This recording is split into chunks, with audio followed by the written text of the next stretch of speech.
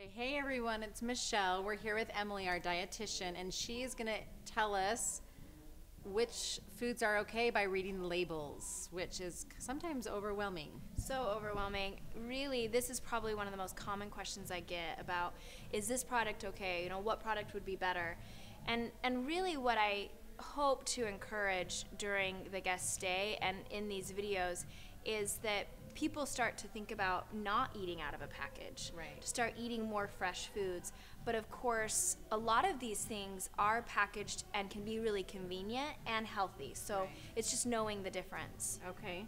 So I think that the number one rule of label reading is never, ever, ever, ever, ever, ever, ever trust what's on the front of the package. Okay. Because it can be really confusing. What you want to know is that food manufacturers are going to sell their product at any cost, and they're going to say whatever they can or whatever they will about it. And so what happens a lot of times is a lot of health washing, what I like to call health washing, where they take an unhealthy product and they health wash it with a label to make it appear healthy. And so by avoiding the front of the package, you avoid a lot of that. Okay, so should I guess which product has been health washed? Yeah, let's do Do you have that. any Um, here that have been health washed? you know, Because I don't know here, if I necessarily have. first of all, I would go straight to this. It says all natural, gluten-free, Okay. brown rice pasta. Right. This is actually a very good example because you're going to see the label gluten-free everywhere. It's a huge trend. I mean, there's gluten-free cookies now. Yeah. I was at Costco the other day, and the lady checking out ahead of me said, "Oh, finally a healthy cookie." Was it chocolate chip? It was Yeah. chocolate chip. I think I bought them. They So- were okay.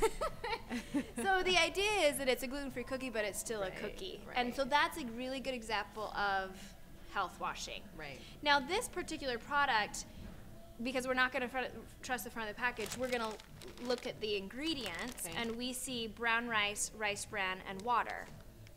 Pretty straightforward good. ingredients. You know, there's nothing wrong with a whole wheat pasta. Now, there are certain, you know, disease states or illnesses where someone would probably need to avoid wheat or gluten. Right. Now it's a little more trendy, so we're seeing more products. But this is another option, another whole grain option. Brown rice pasta, there's whole wheat pasta, there's quinoa pasta. Now this is a really good example of products that can be health washed or kids' cereals.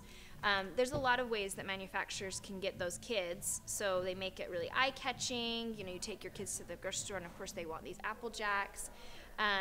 But you can also see here, made with whole grain.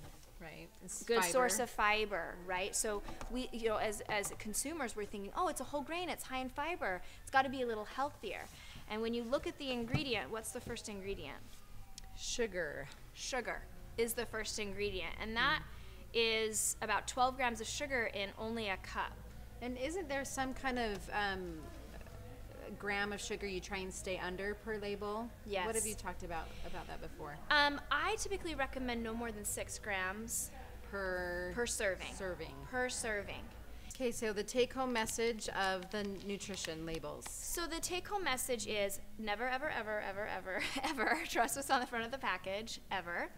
And also to start to identify with the food that you're putting in your body by looking at the ingredients that you're actually eating.